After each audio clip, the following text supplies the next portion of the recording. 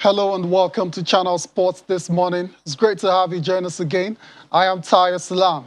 This is what the show looks like. Unfortunately, the Tigers are out of the FIBA Afrobasket after losing in the playoffs against Uganda. Also on sport this morning, in football, Cristiano Ronaldo, Antoine Griezmann, Saul Niguez, and more seal deadline day moves. While these guys are happy that they got their moves to the variant clubs, the likes of Kylian Mbappe to be precise, his move to Real Madrid, his proposed move to Real Madrid is off after PSG failed to respond to the Spanish side's final offer. So Kylian Mbappe stays a PSG player until next season. That's what the show looks like. It's just the tip of the iceberg. Still a lot more to come on the show. The US Open is underway already. Day 2 action. We have all of the highlights for you coming from Flushing Meadows. I'm not alone on the show today. I've got Ademola Ogubona. But before I get back to Ademola, you can be a part of the program by reaching out to us on Sport This Morning at channelstv.com or wherever you want to talk about. But mainly the Super Eagles of Nigeria, what are your expectations for them on Friday against Liberia? There's also the transfer deadline day. Your clubs, are you satisfied with the business that they did over the summer transfer window? Let us know all about it. Of course, Manchester United fans are very delighted because Cristiano Ronaldo officially made his return to Old Trafford yesterday. What are you expecting from the 5-time Ballon d'Or winner? You can be a part of the show. Sport This Morning at channelstv.com. That's where you can reach us. Ademola Ogubona, good morning.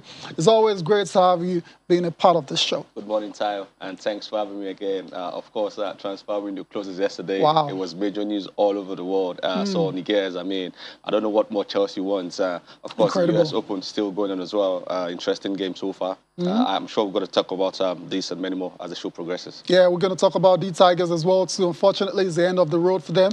Quite disappointing the way everything has panned out in Kigali. It was disappointing, Tayo. I won't lie. We expected more.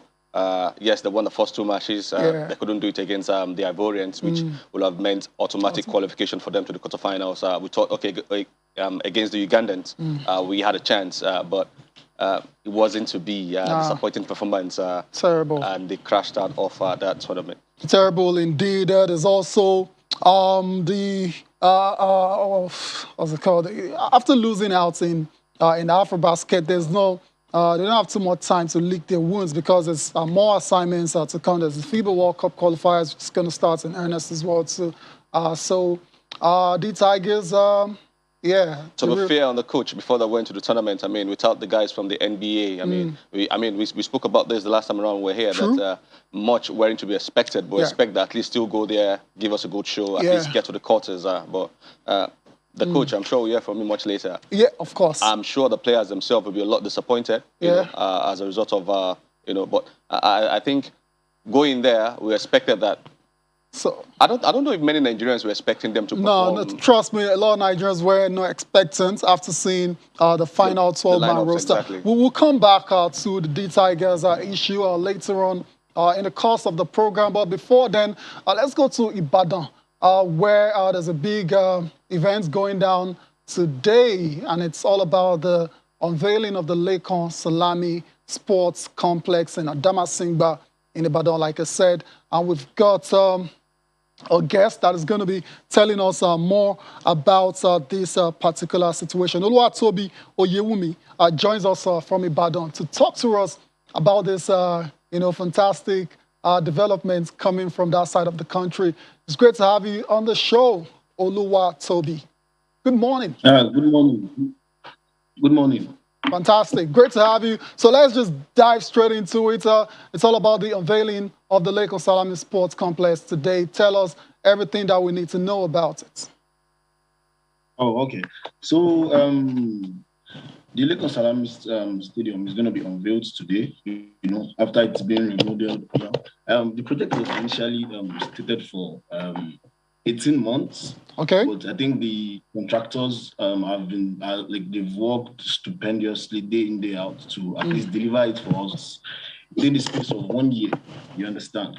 So today there are a lot of activities that is going to be unfolding, the ex-shooting stars and ex-Super Eagles, the JJ Right. Okochas, the Taribo West, they are going to be coming to play. They're going to having a game early in the day. I think that should come on around 5. So it's going to be a lot of entertainment. And yeah, we have a team from Slovenia, NK Tabo Cezana, and they are Okay. going to be facing our darling shooting stars. The match commences by 7:30 in the evening. So with the renovation or the remodeling of Lekan Salami Stadium, it's been targeted at developing the youth, Right. building our economy, and putting Oyo State at the place where it's supposed to be in the national and international market. Fantastic developments indeed. Oluwatobi, let's get more into specifics now and talk about the remodeling itself. The pitch obviously is looking pristine, looking great. I imagine as well to the dressing rooms. Every part has been touched in this renovation and remodeling. Tell us more about that. Oh, okay. So, with the remodeling, I think before it was remodeled, we had artificial turf. We had Right. artificial turf, which on international standard is not so well recognized. True. The main idea is for everything that we are going to put in that place to be of international standard. We've had FIFA come, we've had CAF, we've had NFF. They've all come to see the stadium, and they were all wow. Their minds were blown that wow, okay, we can actually have a monument like this in Nigeria. That this is a really, really good job. So with the all the facilities, VAR room. We are having 4 dressing rooms, 4 Right. international standard dressing rooms, and every medicals and arrays of sports. All sports, we've tried as much as possible to capturing all sports within that complex. We are having a center court for tennis. We are having different tennis courts, having aside. We are having an international Olympic size swimming pool as well. So it's been a lot of work, and I think we've done wonderfully well. Wonderfully well indeed. I hear there's going to be a basketball gym as well too. There's a volleyball gym as well, handball. It seems like it's a total package, a total sporting package.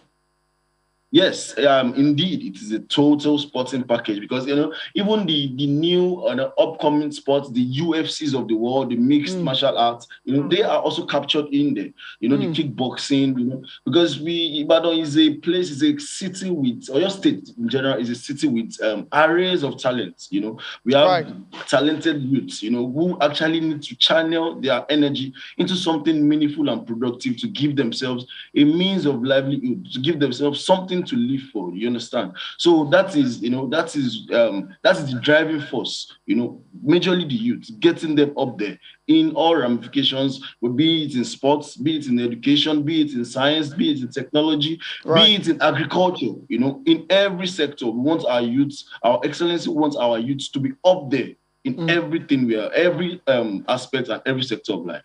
Yeah, it makes a lot of sense that the stadium will be accessible to the youth of Ibadan, by extension, Nigeria as well too. But obviously, shooting stars of Ibadan will be playing their home matches there, preferably in the NPFL. Am I correct? By the special grace of God. By the special grace of God. So shooting stars, hopefully they can make that step up to the top flight. And let's talk about this very important matter. It's well documented.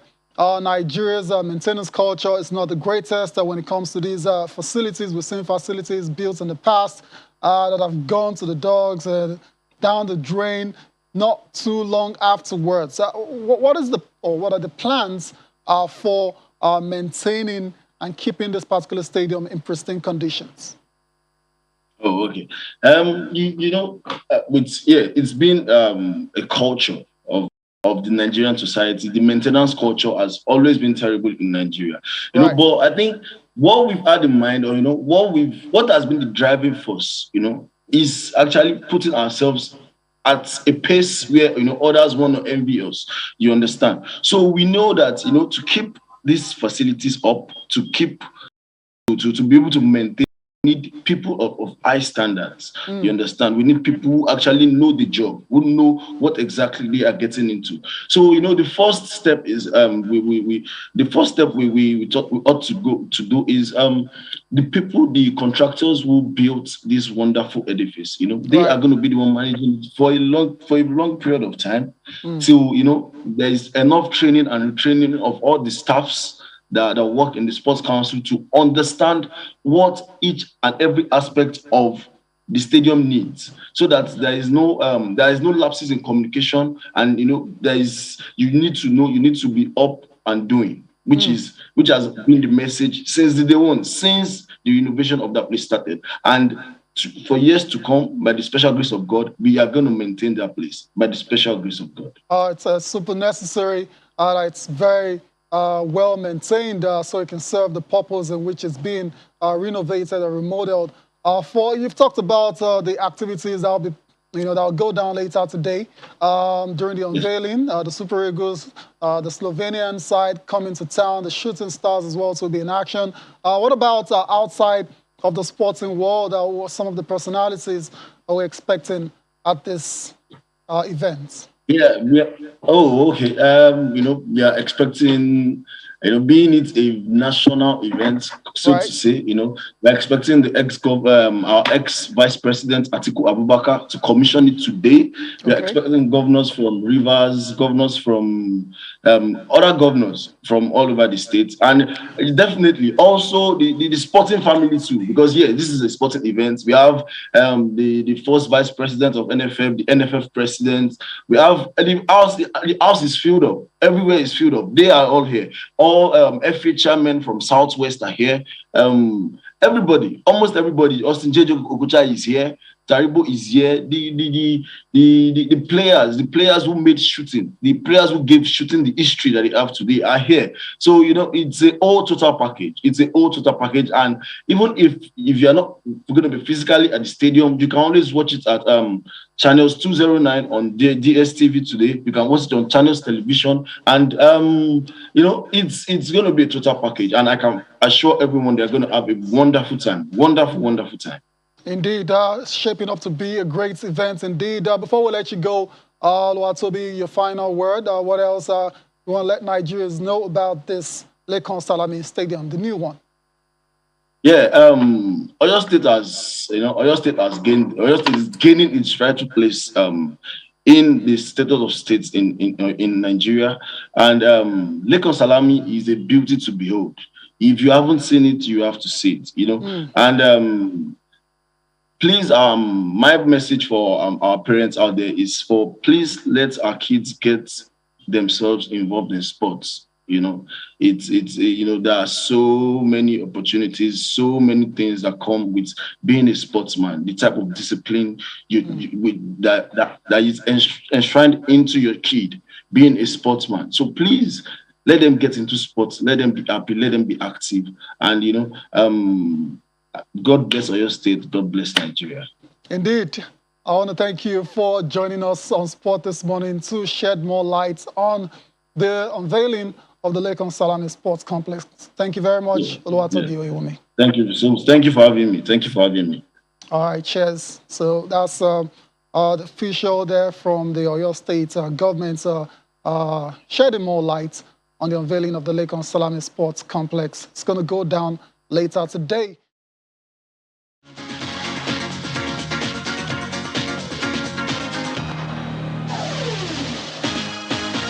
Now let's go to the basketball court. Not good news concerning Nigeria's men's senior national basketball team. The Tigers are out of the FIBA Afrobasket, failing to reach the quarterfinals for the very first time since 1980. They lost to Cote d'Ivoire in their last pool game, had an opportunity against Uganda to advance into the last stage, but it wasn't meant to be as well, so they were soundly beaten in that match, 80-62, and it was a very shocking 80-68, a shocking loss for a lot of Nigerian basketball fans. The other matchup was between South Sudan and Kenya. Kenya losing out to South Sudan. Our analyst yesterday was telling us about how South Sudan will go on to dominate on the continent when it comes to basketball, and looks like they are on the right track. But back to Nigeria, Demola, terrible performance. I mean, we saw it coming, and like you said at the start of the show, not too many people are surprised by the outcome of Nigeria's campaign in Kigali. Tayo, I was listening to a few sports programs this morning, and you could see the unease and unhappiness amongst Nigerians and the way at which the guys lost over there. They were expecting much more. They weren't pleased with the coach because they felt they could have done better. Right. He could have, spread his tentacle more to Europe and get more players who have been, playing over time. They weren't just pleased about, about the performance. They expect that Nigeria will do a lot better. And of course, the other guys too who went to the Olympics and now couldn't be here. They weren't pleased. Are they been choosing now? You have to go to Afrobasket and represent Nigeria.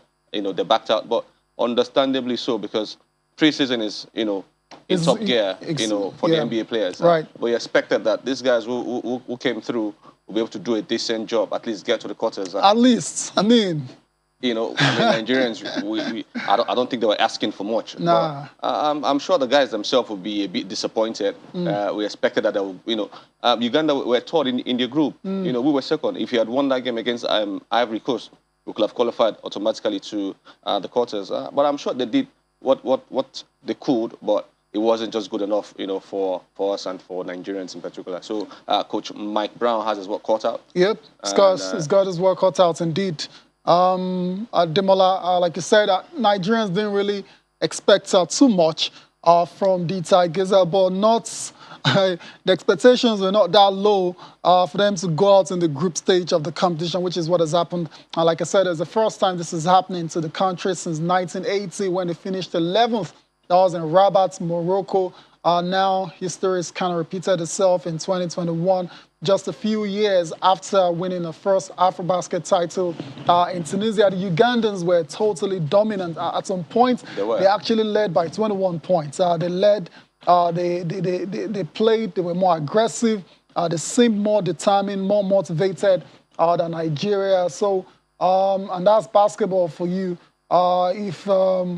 If you don't show that commitment, if you don't fight for every possession, you're bound to lose. Our shooting was very poor. Only Uzodimma Utomi. 23 points. Massive, display, by the young man. 3 rebounds, 2 assists, 1 steal, and 2 blocks. Good game. Brilliant. Yeah. We were able to win the last quarter, of the match, 19-13, but it was too late, and they couldn't rally back, to do much in that game. Losing is never easy. Nope. I'm sure those guys will find it a tough pill to swallow, and they can only improve, going forward from here. Yeah. And coach, like I said, Coach Mike Brown has his work cut out. Talking about Coach Mike Brown, let's take a listen to his post-game reaction, what he had to say after that loss to Uganda. We didn't just struggle against zone. We also struggled against man. I thought, was it 2 nights ago against the Ivory Coast? Yeah. They did a great job with their man-to-man defense and making it hard for us. And a couple of times we got to the rim for layups, and we missed the layups. We missed a lot of layups against the Ivory Coast. We missed a few layups tonight. And so, I wouldn't just say we struggled against zone. I thought, there were times throughout the course of the games versus the better teams that we struggled a lot on offense.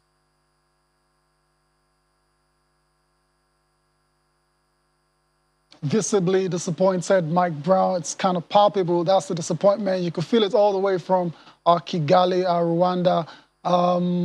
But it is what it is. Let's go to former D-Tigers captain now, helped Nigeria win the very first Afrobasket title, 2015 in Tunisia. Rades Olumide Deji joins us. He's been a regular on this campaign for the FIBA Afrobasket. Olumide, good morning. It's always great to have you on Sport this morning. Hi, good morning. Glad to be here. Are you okay? Yeah, I know. It's always, you're glad to be on the show, but I imagine you're not very happy with what went down yesterday in Kigali, Nigeria, going out with a whimper against Uganda.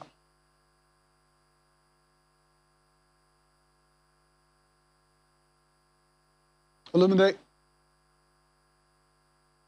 can you just unmute yourself so you can talk to us? Let's have a conversation.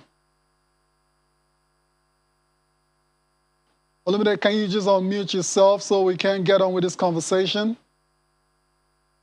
All right, while we're trying to sort Olumide out, let's quickly talk about going forward now. We've seen that some of these players that they brought in just aren't up to scratch. That's the fact. No disrespect to them. They're all professionals in their own rights. But as soon as we saw that list, we saw the names, we saw that some of them are not even attached to clubs at the moment. We knew it was always going to be an almighty struggle. But going forward now, obviously there's the next assignment. That's the FIBA African qualifiers. And very interesting to see the sets of players that will be involved in prosecuting this particular campaign. Are you aware that two of the guys, in this same group are going to be in a group at there you go. Uganda and I forgot to there's Mali as well. Mali as well. Yeah. Uganda just did us in now. So, I'm sure we've learned our lesson, and then going forward, we'll have to put all our best foot forward. There are no minnows again in basketball, as the case in football as well. Yep. You have to go there with a mentality that, yes, you're going there to go and win. There are not going to be any pushovers. You go there, put your best foot forward, and do the best you can. Yes, it's all about doing the best you can. Olumide is back with us. Now, Olumide, we're talking about the disappointing manner in which Nigeria exited the FIBA Afrobasket. You talk to us more. What happened in that game against Uganda, and why did they play so poorly? Oh, well, first of all, we'll be struggling with on defensive hands, which struggling with turnovers as usual. And for you to know that all other African countries are catching up to us right now. So I don't believe the players didn't really do poorly, just to be honest with you. But the level of the tournament was one that just got raised. And I play Afrobasket. I had about 9 Afrobasket appearances in about 19 years. This is one of the most competitive Afrobasket I've seen. You never know who's going to win. You can see a country like Cape Verde coming. You can see a country like South Sudan, the Kenya, Rwanda. All those guys are coming in and they're playing well. So it was just the only thing I could just say that we have a better we have a better team than what we showed, than what we produced, than what we showed. And at the same time, I've not really seen. We also need the leaders on that team on the floor. So you also understand that most of these players are playing Afro-basket for the first time, playing international basketball for the first time. So you have a leader on the floor who experience, who knows what to do, what not to do, and how to motivate these young, and how to lead this young team. So I believe that also contributed to a lot of things over there. You're spot on, and like you said, Olumide, every other country is trying to catch up with the best in Africa. I recall on your way to winning Nigeria's first Afrobasket title, you absolutely destroyed this Ugandan side on their debut. Fast forward 5 years later, they're in the quarterfinals for the very first time. Nigeria's falling short. So you can't afford to stand still when it comes to progression of basketball in the country. There's no time to actually moan for too long. Can't lick your wounds for too long, because there is a next assignment. That's a FIBA World Cup qualifiers as for Africa, and we have the groups already. Interestingly, a couple of opponents that Nigeria faced at Afrobasket are here as well. How do you see that one panning? What do we do next now going forward to make sure, because it's obviously going to be very tough. Nigeria, Cape Verde, you mentioned them, they're on the rise. There's also Uganda and Mali. What has to be done now going forward so Nigeria doesn't fall short again? To be honest with you, as most people might not take the criticism, okay. I believe the first thing we need to do, if we have to qualify for this, is to get our house together. Because we know that most of our players that were dropped, they were hurt, they felt neglected, they felt used in the World Cup, they qualified for the Olympics, qualified for the World Cup, and they felt like, okay, we qualified for the World Cup. We're not good enough to go to the Olympics. So that's why you see most of those players, they did not come in, except they're going to tell us what is not what it is. So, you can tell the player that you retired in, and bring him back again in another 3 weeks and we'll ask him to join the team. So right now, we need to do damage control. We need to try to get as much best players as we can get, because we need to get the best players as we can, because this window is going to be for the European players, for European and the players who is not playing in the NBA. The NBA players are not going to have a chance. Right. They will not have a chance to come and play in November. They will not have a chance to come and play in February. So the players that we have that we know that can compete, that we have to find a way to reach out to them, to give them that confidence, because you guys have to come up. But I always say something. If you don't have enough time to play in the qualifier, so to play in all those things, so when the soup is ready to be eaten, so I'm not going to hand over it to you. So I think we have to work better on this one and make sure we carry everybody along. We have to get across to the players, because I'm really worried about the way we gather, because they only have one player in the NBA, because if you feel it, you feel the taste, you want to come more and more. If you look at Cape Verde, they have the best players. They play for Real Madrid, which at this time there's going to be shut down all the windows, so that everybody's going to come and play. But who are we going to go to? So I mean, most of these players that play for us now, I have to search more about them. Maybe we have some college players or the player that doesn't have a team. So we have to get our house together and make sure we get the best team. Okay, so your message is very clear. It's make-up time to mend fences with some of those players that feel used and dumped after qualifying Nigeria for the Tokyo 2020 Olympics. Hopefully, the authorities can get all of that done and sorted, so Nigeria can have a good chance of qualifying for the next FIBA World Cup. Before we let you go, Olumide, I'm hearing you're in Abuja this time around. The last time out, you were somewhere in Kano, I believe. What's going on in Abuja again? I know it has to do with basketball, obviously.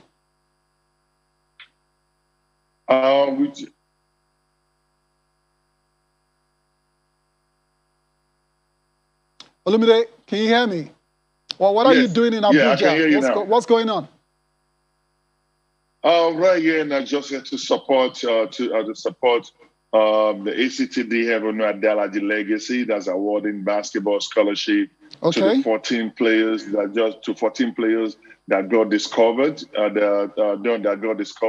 during the North Adelaide basketball legacy tournament under 17. Wow. About the 14 players who have penciled down, and as you can see there, we have about a six on the fourth set going right now. That got awarded scholarship worth about 1.3 billion naira. So it was a great feeling just to support. It's a wonderful initiative, and also as a coordinator to just show some love and support. Fantastic. So whatever I said, great kudos to Noadalaji that put this together, ACTDM, and put a smile on these young men faces and to keep discovering talent. And to come out with this amount of money with a scholarship, kudos, huge. I hope all of it can emulate these and contribute, no matter what we can contribute to the development of this youth, for youth development, for the talent, discover the talent, and give them opportunity. So that's it. You're spot on, Olumide. It's so important, very fundamental to continue to discover the talents. I mean, you can have all of these NBA players with Nigerian origin, but you cannot neglect what's the foundation, which is discovering and giving these young players the platform to realize their full potential in basketball. Thank you very much for joining us on the show, Olumide. Thank you.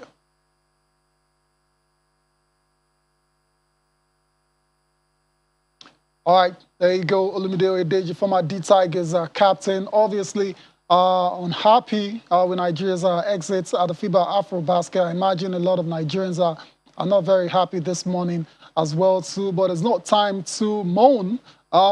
Next assignment is just around the corner. The FIBA Afrobasket African qualifiers for the World Cup. We need to go on a break now. When we come back, we'll be giving you updates from the Super Eagles camp ahead of their World Cup qualifier against Liberia.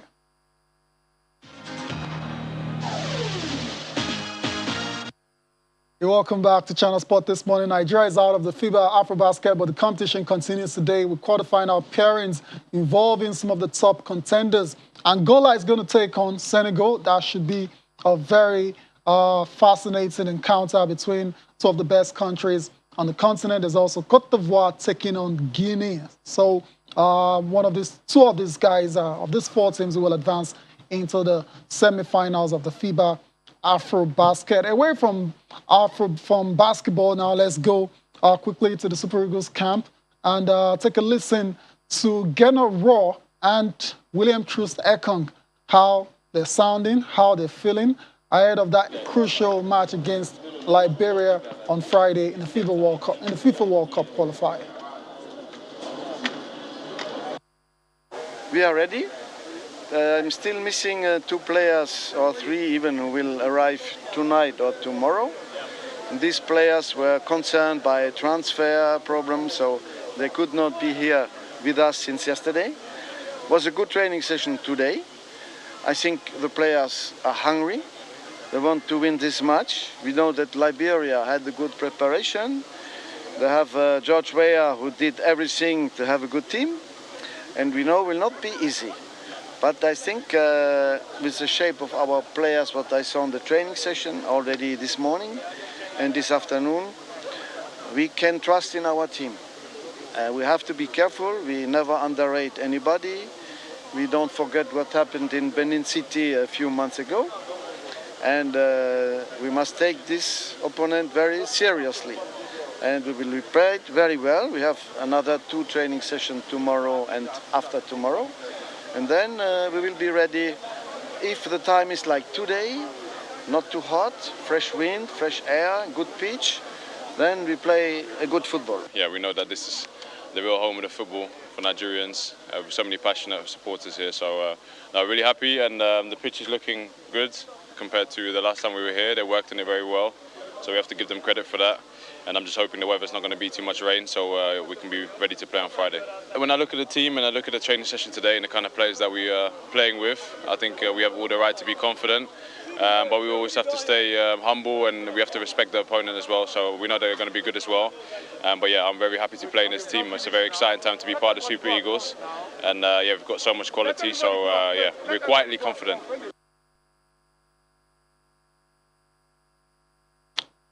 William Troost Ekong quietly confident that Nigeria can beat Liberia on Friday in the World Cup qualifier. We have tomorrow to do a comprehensive preview of that particular game. Let's go straight up to the transfer deadline day now, the deals that were completed.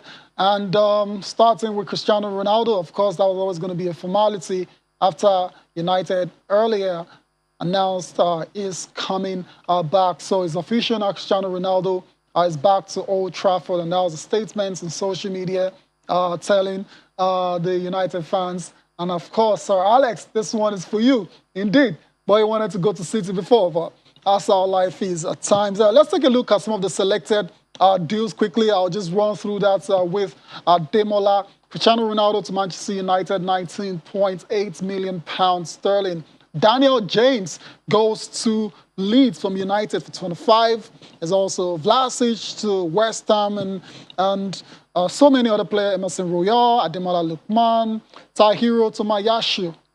Tomiyasu goes from Bologna to Arsenal as a defender, so Arsenal fans can look forward to that guy helping, shore up their defense. There's also Salomon Rondon to Everton is back. Saul Niguez, Atletico Madrid to Chelsea. Which of these deals, Ademola, would you say are surprising the most to you? No, Saul? Saul, of course. Yeah, what's that about? Surprising. I don't know what else Chelsea wants. So many options. They have a packed midfield already. Yeah. But I guess Saul Niguez, like the last game Chelsea played, I heard a lot of Chelsea fans complaining that there were no passes. There were instances where passes were supposed to be made to Lukaku to keep, to like kill the game off, and all those didn't come off. So Niguez is now the answer? And the man in the midfield, Kante, is out injured. We don't know for how long. Yeah. So getting Saul there is a good pass out the ball. He can move the ball very well. Intricate passes here and there. True. It's going to come good for Lukaku especially. Jorginho was supposed to be doing that, passes and all that, but it sits more or less at the back. So I think it's a good one for Chelsea. They've done massive in their transfer, getting Lukaku now, getting Saul. They have Kai Havertz there as well. Timo Werner is so still many there. Options. Yes, Kovacic. Kovacic as well. Yeah. They let the defender go, Kodzuma. But then again, they were looking to get Koundé. Yeah, that didn't happen. That didn't happen, sadly, because they let Zuma off just so they can get Yeah, but they have options. There's a young star. There's Thiago Silva, who barely even plays There's these days. Christensen as There's well also still Christensen. there. So good one for, it's not a Chelsea. problem for They're Chelsea. looking really, really good this season time. Indeed. Let's go to Europe quickly and talk about some of the notable transfers. Atletico Madrid resigned Antoine Griezmann from Barcelona. That deal... you had to chuckle there. Yeah, it never worked. Over £100 million paid for Griezmann all those years ago, but it's back to base now. There's also Moise Kean to Everton, Hector Bellerin from Arsenal to Real Betis, and Nuno Mendes, Pablo Sarabia, Helder Costa, Riz Nelson finally leaving Arsenal for Feyenoord. There's also Ethan Ampadu, as well as Eduardo Camavinga. For me, that's the big move. Real Madrid getting that young star from Rennes. It was highly rated. Highly rated. You know, everybody was, chasing the young man. Manchester City, Barcelona, Man U, United, Liverpool. The lead were, endless. But to see Real Madrid, who haven't done, they've been quiet in the last 2 or 3 windows now. To see them get Camavinga, sadly, Mbappe didn't come through. And I'm hearing a lot of Madrid fans are not happy at the fact that you can get this man for free.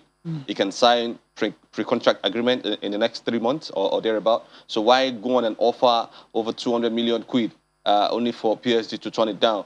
Yeah, well, but I mean, they can still do that now that PSG didn't take the money. Yes. So no reason for them to be angry again. That's in the past. Exactly. Yeah, we've seen pictures of Antoine Griezmann. That move just never worked to Barcelona, so it's back to base. It just shows that Barcelona are in deep crisis, they're in deep mess, and they have to cut their losses. They have to cut their losses. They have to make, I mean, they bought the man for 120 million quid. Now they are selling him up for 40 million pounds. I mean, that's a huge loss. But then they'll be getting a huge wage off their bill.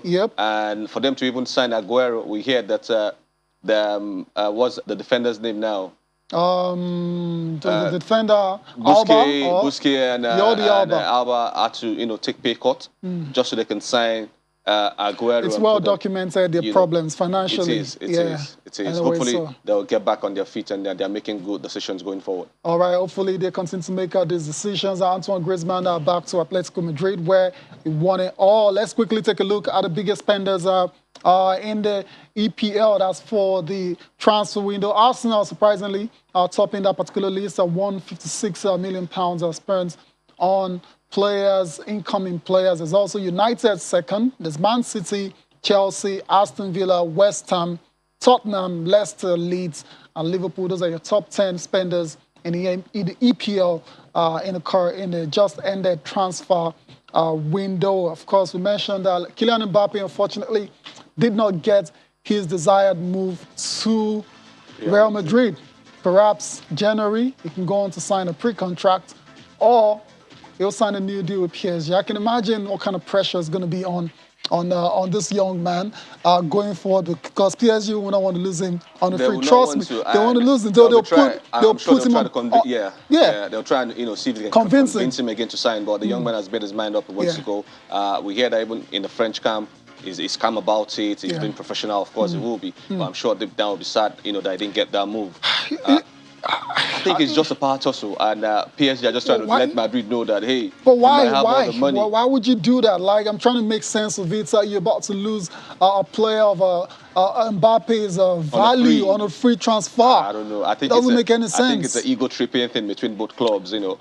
Yes, it is, because the new guys at PSG are trying to show Madrid that, yes, you guys might be old power and still be a force to reckon with, but we are here to stay as well. I'm called a shot. It just shows, shows that they don't really need that money coming from Real Madrid, that they're good as they are. I get what you're saying. They don't need that money, but trust me, everyone needs money. I don't care how rich you are. You need money. So it's very interesting to see PSG turn down almost 200 million euros for Kylian Mbappe and lose him on a free next summer. But my mind tells me it's going to be under incredible internal and external pressure to sign a new deal so they can recoup some money for him before he leaves Real Madrid. But fingers crossed that we'll see how that pans out. Ademola, I want to thank you for coming on the show. It's always great going across the amazing world of sports for you. Thank you for having me, Ty. I'm sure we'll do this again soon. Definitely. Thank you guys for watching as well. Enjoy the rest of your day. I am Ty Salam.